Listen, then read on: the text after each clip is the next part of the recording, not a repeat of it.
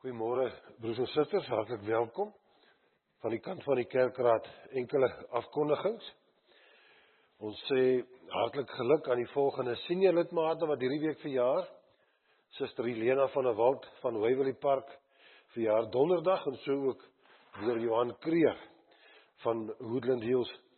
Ons sê vir hulle baie hartlik geluk met hulle verjaarsdag donderdag. En dan vestig ons net die aandag op die berig in die nuusbrief oor ons Sop en Sherry aand, DV die 25ste Julie. Ons begin 3:00 die middag. As jy dit wil bywoon, moet jy net die naam op die vorms in die portaal aanbring, asseblief.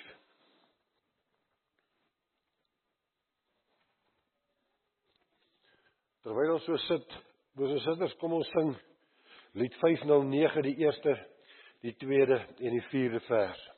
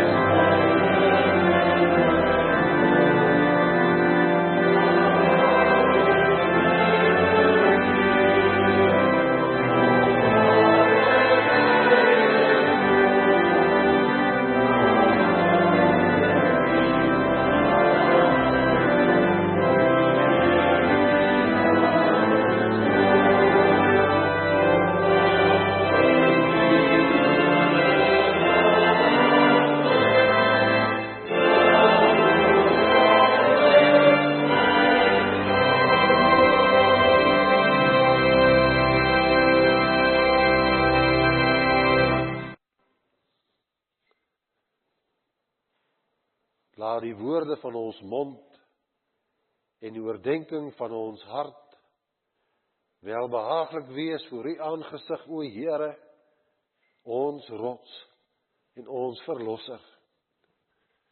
Geliefdes, genade, barmhartigheid en vrede vir U, van God ons Vader en die Here Jesus Christus, deur die kragtige werk van die Heilige Gees. Amen. Kom ons loof die Here uit Psalm 46, ons sing die eerste en die derde vers.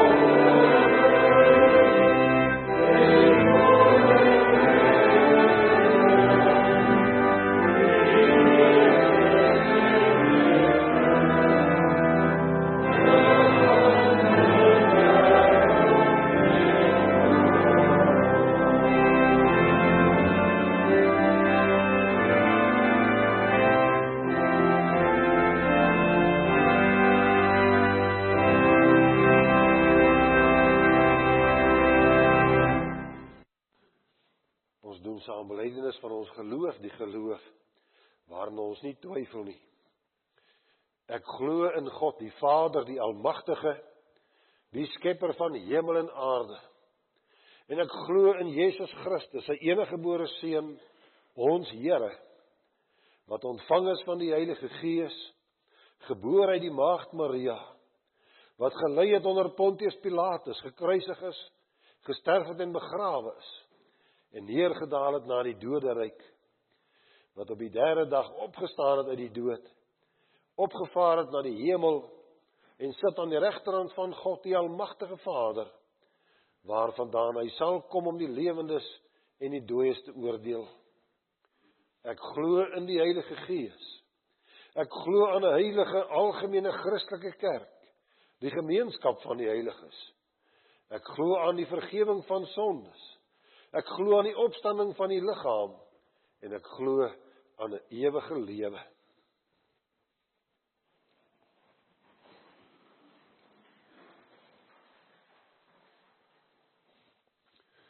Na die wet van die Here, broers en susters, antwoord ons uit Skrifbybel 8:1, ons sing albei die verse. En kom ons luister na die Here se wet, met die gesindheid dat ons ons lewens daarvolgens wil inrig, omdat ons dankbaar is, dat ons vergifnis ontvang het in ons Here Jesus Christus. En ek hou vir ons die wet voor, soos ons dit het in een van sy Nuwe Testamentiese forme, in Matteus 22, vers 34 lees ons, toe die Fariseërs hoor dat Jezus die Sadduseërs die mond gesnoer het hulle by mekaar gekom en een van hulle, 'n wetgeleerde, het hom met 'n vraag probeer vastrek. Meneer, vra hy, wat is die grootste gebod in die wet? Jezus antwoord hom, jy moet die Here jou God lief hê met jou hele hart, en met jou hele siel en met jou hele verstand. Dit is die grootste en die eerste gebod. En die tweede wat hiermee gelyk staan is, jy moet jou naaste lief hê soos jouself. In hierdie twee gebooie is die hele wet en die profete saamgevat.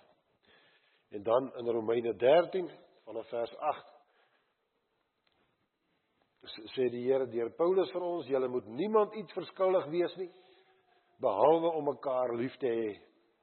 Wie sy medemens liefhet, voer die hele wet van God uit. Al die gebooie, jy mag nie egbreek pleeg nie, jy mag nie moord pleeg nie, jy mag nie steel nie, jy mag nie begeer nie, of watter ander gebod daar ook al is, word immers in hierdie een gebod saamgevat, naamlik jy moet jou naaste lief hê soos jouself. Die liefde doen die naaste geen kwaad aan nie.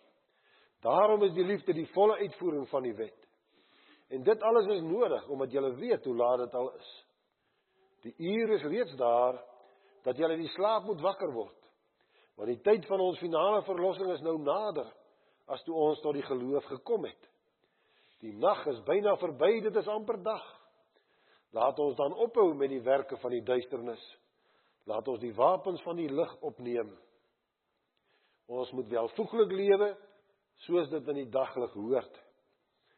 Daar moet geen drinkery en uitspattigheid, geen ontug en onsedelikheid, geen rusie en jaloesie wees nie. Nee, julle moet lewe soos volgelinge van die Here Jesus Christus, en nie voortdurend daarop uit wees om julle sondige begeertes te bevredig nie.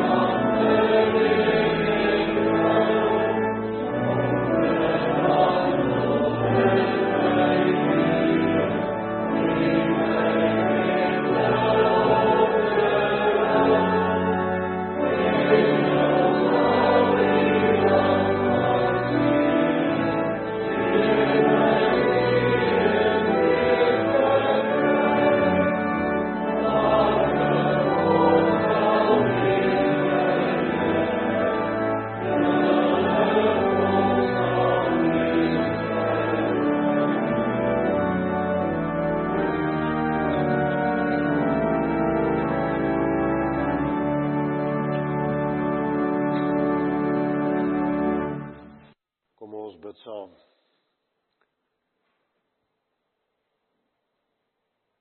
Ons Vader in die hemel, as ons U naam op ons lippe neem, dan doen ons dit met ontzag. Want U is die almagtige God van hemel en aarde. U is die skepper en die onderhouer van alles wat bestaan. En voor U moet elke lewende wese buig en erken dat U God is. Maar Vader, ons dank U dat U nie 'n God van ver is nie. U is 'n God van naby. Ja, U is so naby, soos die gebed van ons hart. En dit is vir ons so heerlik om te weet, U is vanmôre weer hier in ons midde teenwoordig. Ja, U het ons deur die Gees gedryf om vanmôre hier te wees. U gee vir ons 'n honger na U woord. Want U die lig van die evangelie in ons harte aangesteek. En ons leef elke dag deur U genade en deur U krag alleen. En daarom is dit vir ons wonderlik om vanmôre weer hier saam te wees, U woord te hoor, daardeur getroos te word. Maar ons bid U ook dat U ons sal oprig, ons sal versterk, sodat ons kan groei in ons liefde vir U en vir mekaar, maar ook dat ons kan groei in ons vertroue op U. Ja, seën ons hier waar ons saam is. Dink aan elke lidmaat in ons gemeente, ook hulle wat in hierdie dae weg is met vakansie, wil U elkeen in die genade bewaar en veilig terugbring. Dink aan hulle wat die afgelope week by 'n graf gestaan het, 'n geliefde aan die dood afgegee het. Wil U vir hulle ook ryklik troos. En daar is verskeie van ons wat siek is by die huis, wat vanweë die ouderdom al te swak geword het om met ons saam te kom. Wil U op elke plek en elke omstandigheid U vaderlike goedheid betoon en die sekerheid van die geloof gee dat U oor ons waak. Ja, niks of niemand kan ons uit U hand uitruk nie. Vader, wil U ons ook nou in ons binneste stil maak, ons ontvanklik maak vir U woord. Dit alles bid ons in die naam van ons Here Jesus Christus. Amen.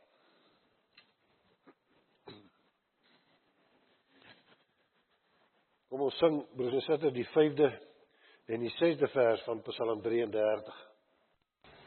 Yeah.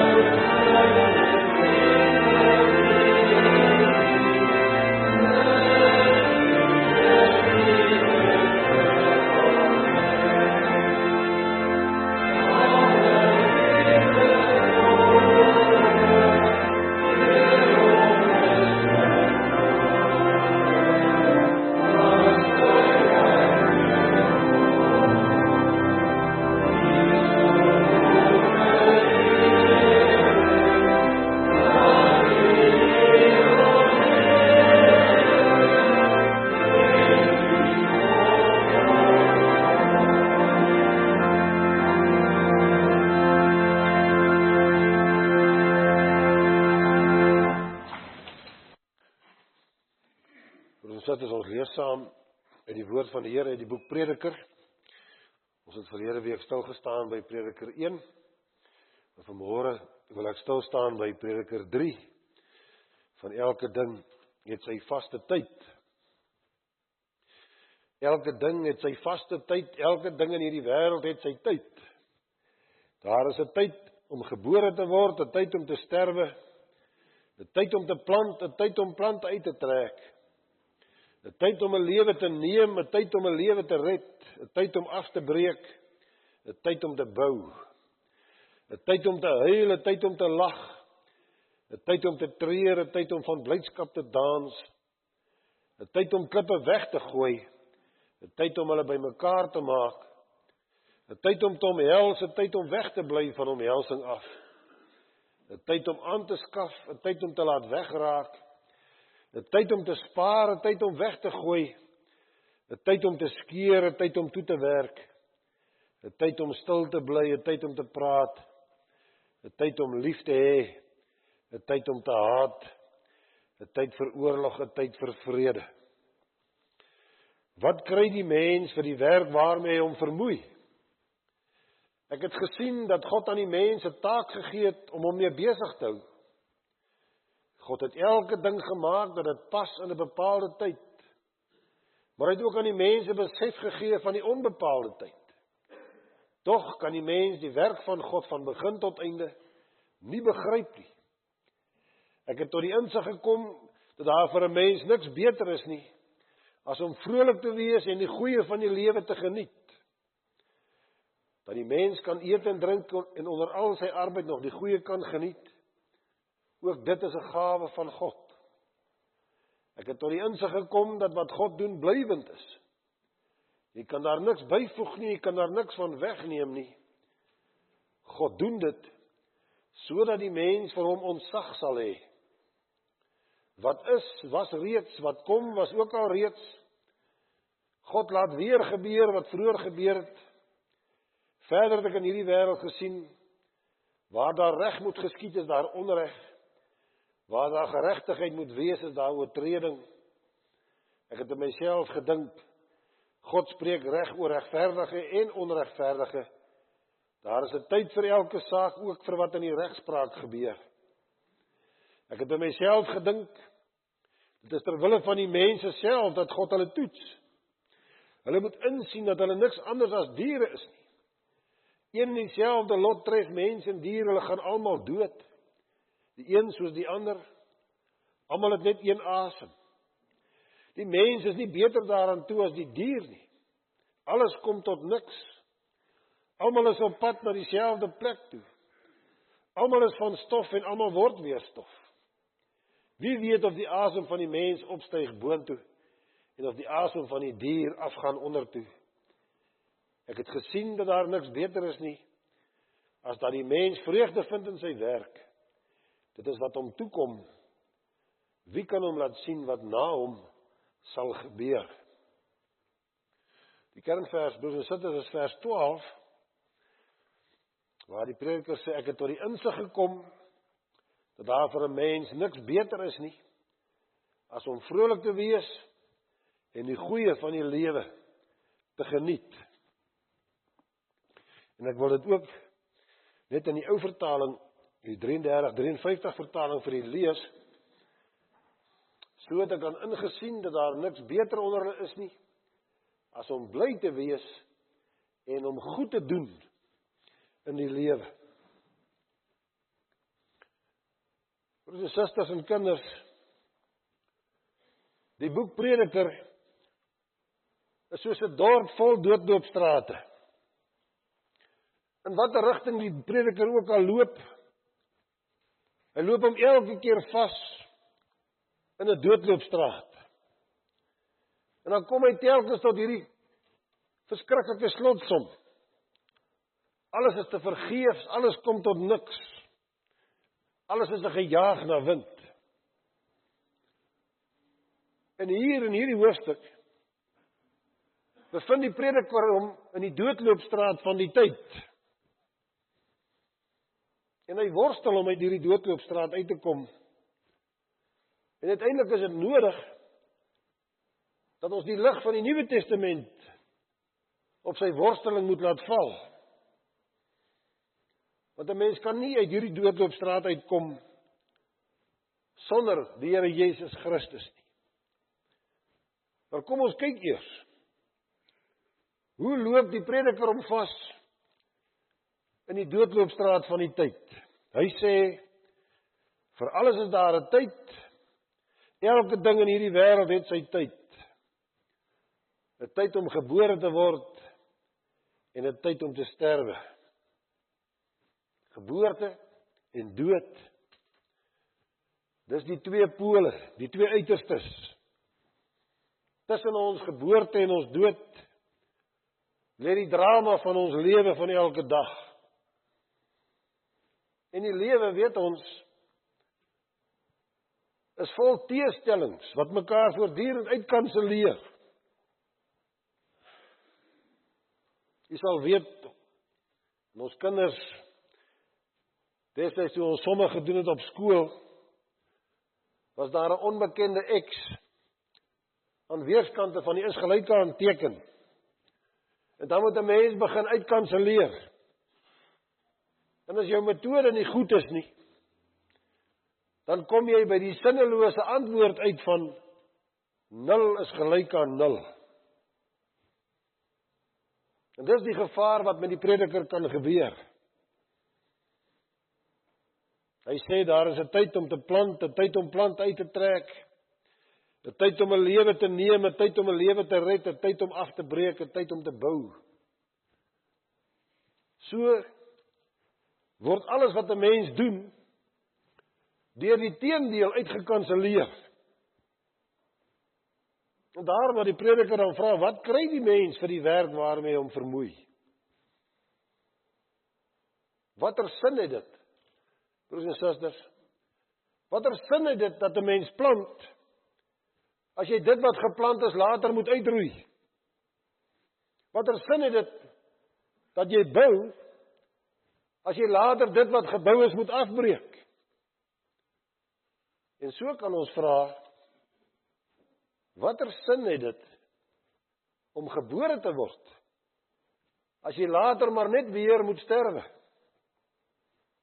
Dan lyk die lewe inderdaad soos 0 is gelyk aan 0.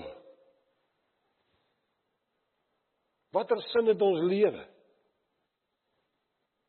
En dan is dit geen wonder nie dat die prediker by hierdie slotsom kom.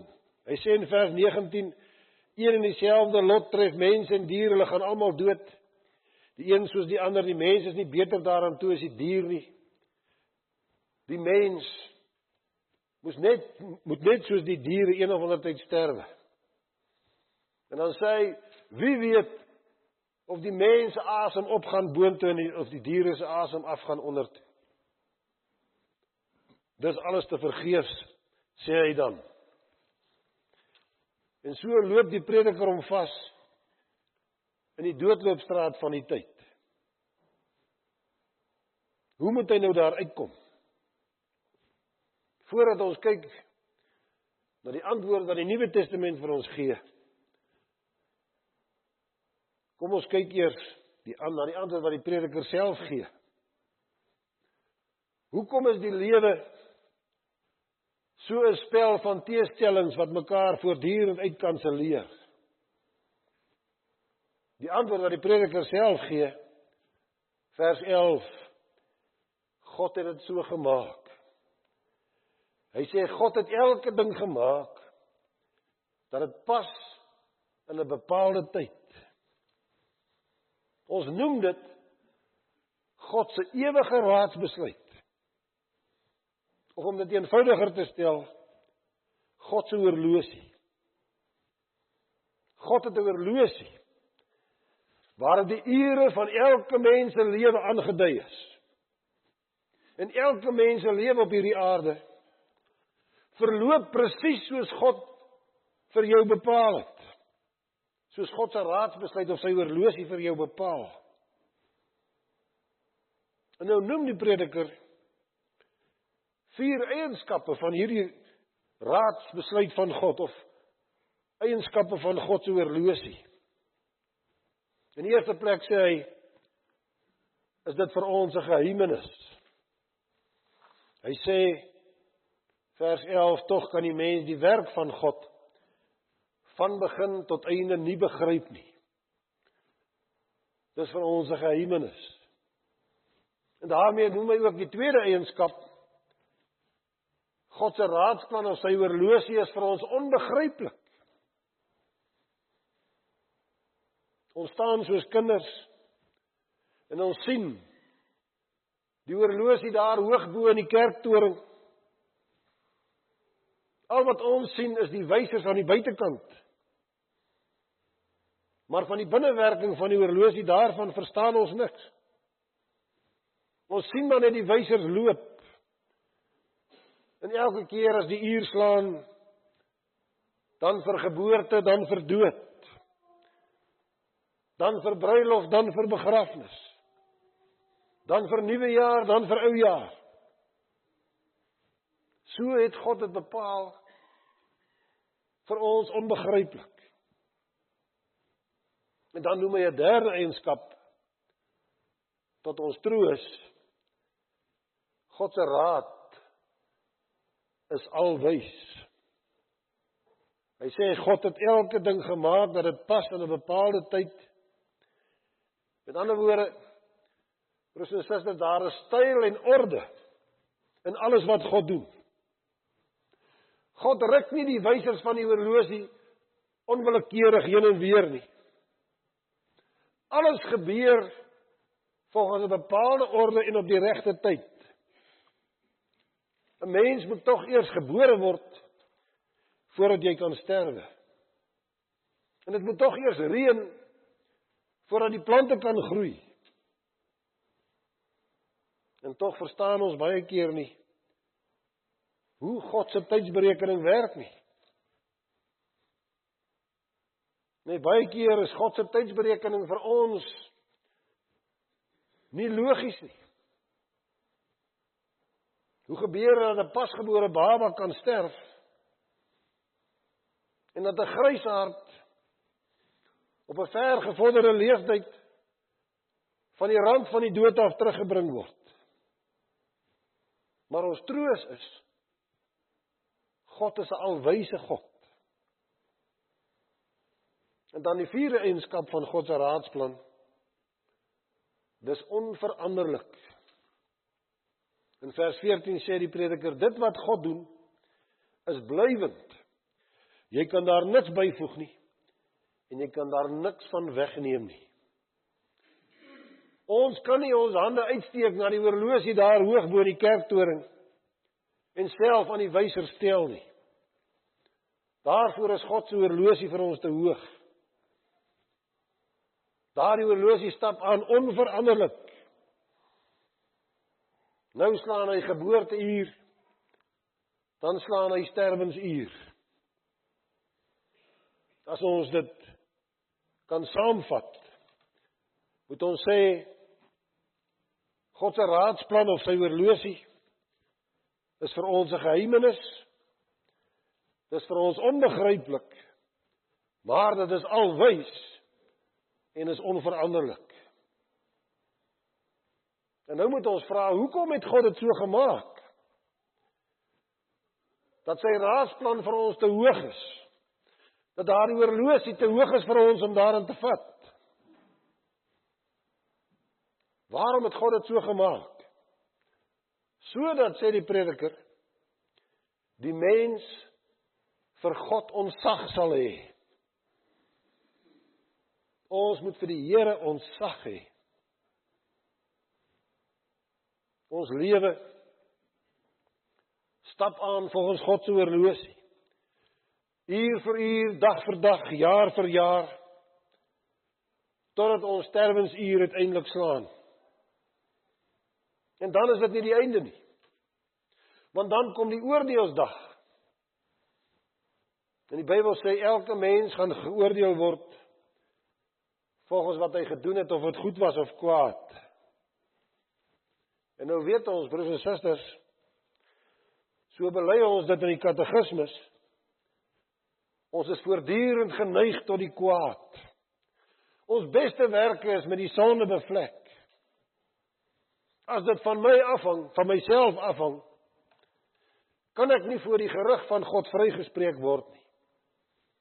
In myself is ek gedoem tot die ewige dood. En dis waarom die prediker dan sê, een en dieselfde lot tref mens en dier, hulle gaan almal dood, die een soos die ander. Almal het net een asem. Maar dan sê die prediker in vers 12, 'n baie interessante ding. Hy sê, so het ek ingesien, dat daar onder die mense niks beter is nie, as om bly te wees, en om goed te doen in die lewe. Waarom moet ons bly wees? Waarom moet ons goed doen? As die deur na die ewige lewe vir ons toe is. Maar as al die deure toe is en ons dit besef, dan maak God 'n deur na die ewige lewe vir ons oop. En broers en susters, op sy horlosie is dit ook bepaal dat sy seun na hierdie wêreld toe moes kom. Vir ons Here Jesus Christus was daar na sy mensheid ook 'n tyd om gebore te word. Op God se tyd is hy gebore. Die Bybel praat van die volheid van die tyd. Hy het aarde toe gekom om vir ons die deur na die ewige lewe te kom oopmaak. En so was daar vir hom ook 'n tyd om te sterwe. Om te betaal vir ons sonde. En daar was vir hom 'n tyd om op te staan uit die dood. 'n Tyd om op te vaar na die hemel. En wat het ons Here Jesus kom doen?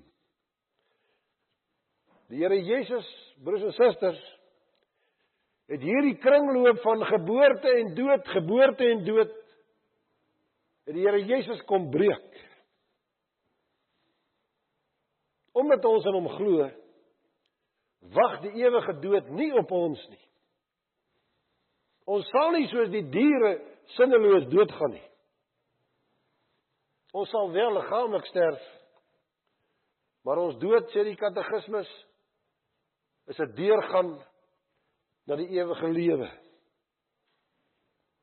In Openbaring 21 gee die Here vir ons die versekering deur Johannes. Hy sal al die trane van hulle oë afdroog. Die dood sal daar nie meer wees nie. Ook leed, smart en pyn sal nie daar meer wees nie. Want die eerste dinge het verbygegaan. En dis ons troos, broers en susters. Waarom kan ons bly wees en aanhou goed doen? Want ons weet, deur ons geloof in ons Here Jesus Christus, gaan ek nie soos 'n dier sinneloos dood nie. Soos die prediker vra, wie weet of ons asem opgaan boontoe. En dit is wat die Here vanmôre vir ons sê, ons kan daardie sekerheid in die hart hê.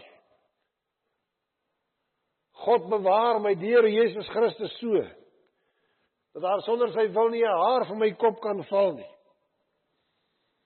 En deur die geloof gee hy my die sekerheid. As ek eendag my kop neerlê, sal my asem inderdaad opgaan boontoe. Want ons Here Jesus het dit vir my verseker. Daarom kan ek bly wees. Daarom kan ek goed doen in hierdie wêreld. Daarom kan ek met vreugde lewe. Want ek weet, dit wat ek in hierdie lewe doen, is nie te vergeefs nie. Want ek leef vir die Here. Sy raadsplan, sy horlosie bepaal, dis 'n belofte wat hy gee, sal alles ten goeie laat meewerk vir die wat hom liefhet. Amen. Kom ons dank saam.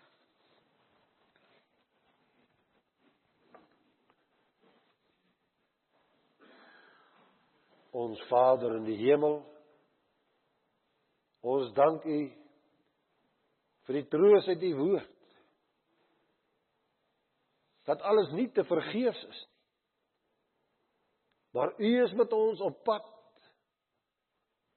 na U ewige heerlikheid. En U gee vir ons daardie sekerheid,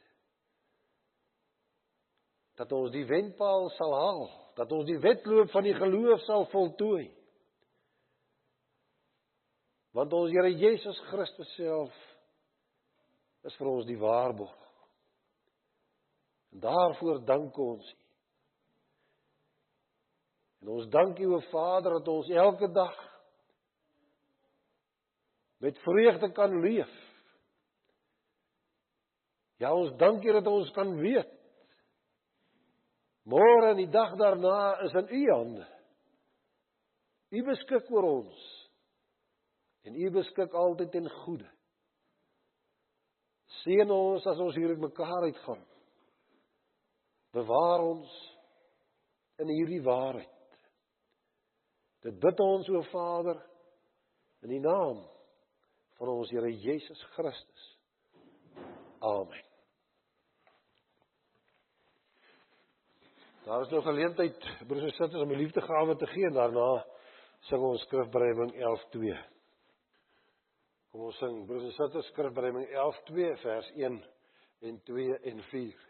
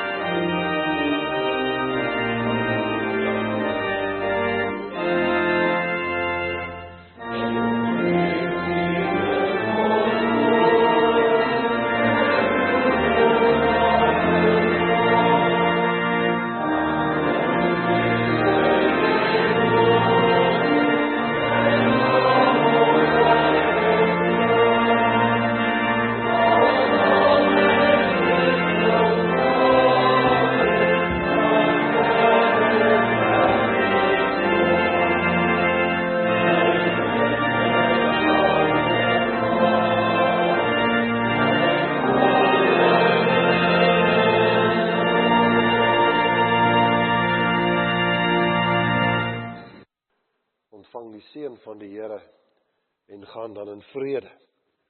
Die genade van ons Here Jesus Christus en die liefde van God ons Vader en die troostvolle teenwoordigheid van die Heilige Gees sal met u elkeen wees en bly. Amen.